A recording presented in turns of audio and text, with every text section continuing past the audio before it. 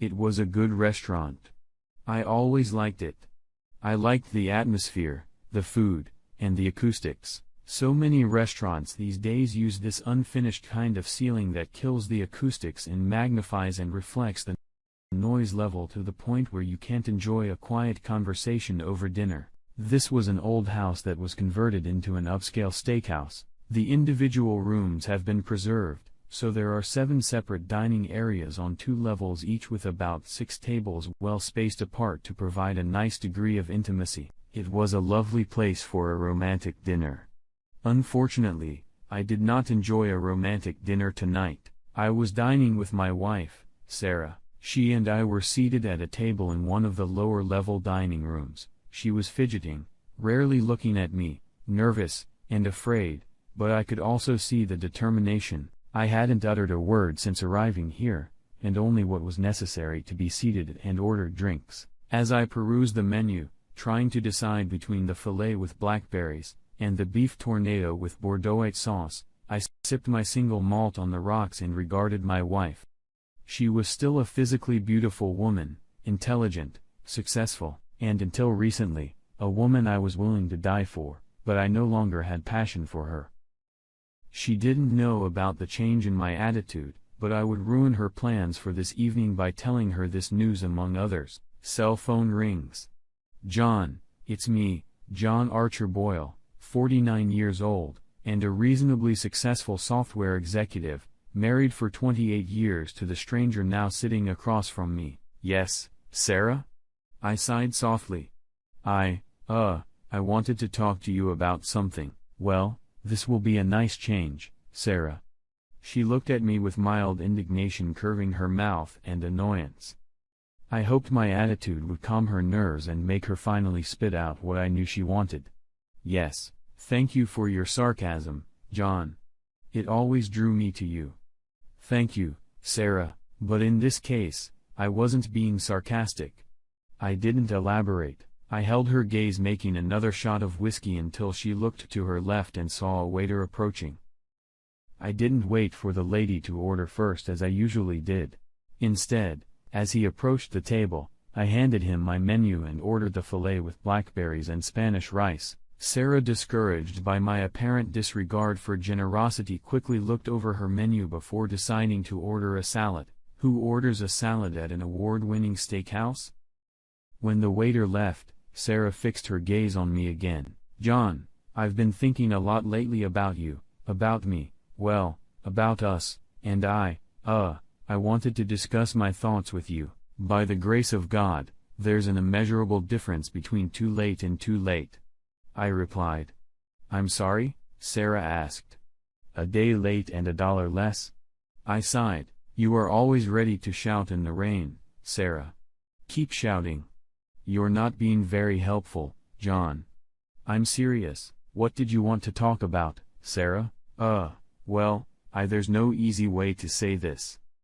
I swirled my glass, slowly brushing condensation off with my thumb and fingers on either side of the glass as I turned it. Just tell me what's on your mind. Well, I want to try a period of separation. She whispered. Nothing permanent, John. Just an opportunity for me to explore my thoughts further. I'll get the separation. No. She suddenly looked directly at me, shocked. A strand of her blonde hair fell across her face as she threw her head up too quickly to hold it back. I'm sorry. What do you mean? No. Breaking up would do us good. It would help me fall in love with you again. And, Sarah, I don't want you to fall in love with me again. I smiled, not a smile of love or triumph or condescension, but an affectionate smile. A smile you could use to tease a child arguing passionately about 10 more minutes of playtime before bed. I have no patience for your attempts to justify your bad behavior, Sarah. You need separation so you can explore things with my replacement. So which came first?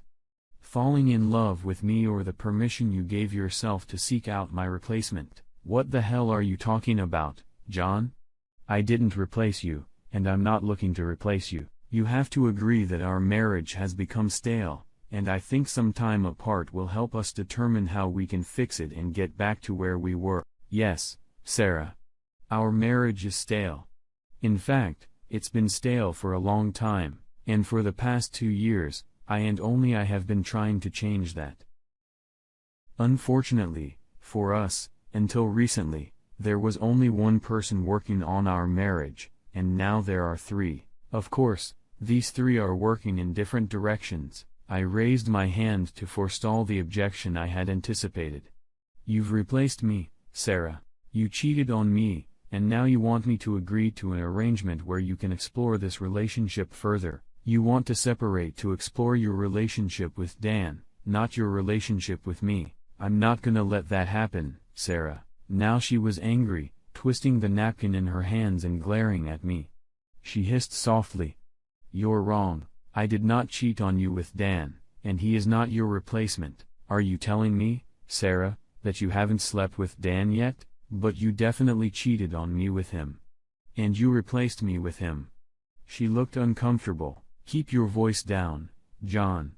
There's no need to broadcast our problems. Why, Sarah, you've already done it? Tell me, who did you discuss this separation idea with besides me? Now she looked very uncomfortable. Well, I may have discussed it a couple times with Dan, and just at that moment, our entrees arrived. And discussing our marital problems with Dan before you discuss them with me isn't cheating on me? Coming to some decision about our marriage with Dan and then telling me, not asking me, but specifically telling me your decision is not cheating. Dan contributes more to my marriage than I do. She remained silent, seething with rage as the dishes were set out in front of us. I winked at the young serving girl who looked a little awkward herself. Sarah hissed at me again. You make it sound so vile, John. Dan is my friend, willing listener, and counselor who has been nothing but kind, considerate and helpful. He's someone I can rely on. He understands me, appreciates me and doesn't judge me. Our waiter came over to check on our well-being. Is that disgusting, Sarah? You're an adulteress. You insult my intelligence, our marriage, and our past, and you've ruined our future. Dan is trickier than a boiled onion, and he needs to be peeled. I would have thought you'd cheat, not cheat. Yes. Thank you. My dish looks wonderful.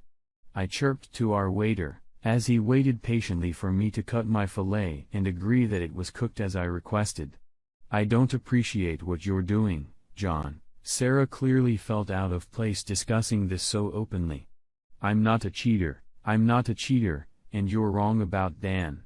In fact, I think you'd like him. He's a lot like you in a lot of ways, John. Well, I'm glad you see Dan and I as interchangeable, Sarah. You'll never know how pleased I am with that. I think you're crazy, and for the record, in every relationship that matters, Dan and I are nothing alike. I don't get into other men's marriages to ruin them. I don't fuck other men's wives, and I certainly won't play his games. You cheated on me, Sarah. You come to Dan with your problems and your victories. You talk to him about our personal lives. You seek his advice, his company, and his companionship. All the things you've stopped sharing with me. I looked at the shocked expression on her face, took a bite of the fillet, and chewed it happily, put the fork aside and took a sip of water. I raised my eyes to Sarah, who was looking at me thoughtfully. Obviously, this news has hurt you, John. I didn't intend to hurt you. Did you? Damn it, Sarah, you're just out of your mind. You knew full well that cheating on me would hurt me. That's why you kept it a secret. You didn't intend to hurt me? Well, you also didn't intentionally try to keep me out of harm's way. I pushed my plate away, pulled out my wallet and tossed $200 on the table. Getting up from the table, I drank the rest of the whiskey, looked at Sarah and said, I'm not going to allow a separation, Sarah. I filed for divorce. We divorced. Sarah resisted, stubbornly demanding counseling and ridiculous conditions. She refused to sign the divorce papers or bargain in good faith, demanding that I meet with her to discuss our marriage. I refused. I told her I would talk to her after the divorce was final and not a second before. I wanted to avoid a contentious divorce so we could be civil with our children and grandchildren, but I wanted a divorce and I finally got one. We split everything in half and I left. Sarah sent me a nasty note demanding I explain why I gave up on our marriage and didn't fight for her. How's that for that level of insanity? In response, I sent her a picture of her having sex with Dan. She graciously sent me that picture 3 days after I left the restaurant. When we met for dinner, she had not yet slept with Dan. It had been a full 2 days since our date. What restraint? I never got a response from her on the subject. I don't date a lot. I am not a Casanova, and as long as I am from time to time dragging my ashes, I prefer my own company or the company of my children, grandchildren, and close friends. At first, my children were on Sarah's side. They didn't understand what Sarah had done so wrong. I felt that I had failed in my role as a father. After explaining my position to them, I asked them that if their spouse clearly stopped loving them and started a relationship with someone else, would they accept it? Would they agree to a separation so that their unfaithful spouse could explore an adulterous relationship without the guilt and inconvenience that a spouse is likely to cause? Okay. I couldn't. I didn't. Sarah gave up any serious attempt to resolve our marital problems, and instead of discussing them with me, she found someone else to confide in, someone else to discuss the future of my marriage with, and that was simply unacceptable. Eventually, my children understood, and our relationship improved. While their relationship with their mother deteriorated a bit. Sarah and I are both less happy and happier at the same time. We are less happy because we are alone, but we are happier because we were able to find a way forward on our own. But we have moved forward. Sarah remarried and divorced again within 2 years of our divorce. No. She and Dan didn't get married and never slept together at all except for that one time. I don't know or care why. I didn't get married again. I retired early and moved to a rural area where I remained to this day, happy that I don't have to waste energy on a woman who doesn't deserve it or want it, but I missed the woman I married and what I thought we could share together. I mourned the loss of that while I celebrated the escape from an exhausted marriage to a woman I no longer knew, respected or loved. We had many good years, but they faded away and Sarah eventually left. I was the one who pulled the plug on our marriage, but she was the one who fired the shot. Marriage is hard. Divorce is hard. Life is hard.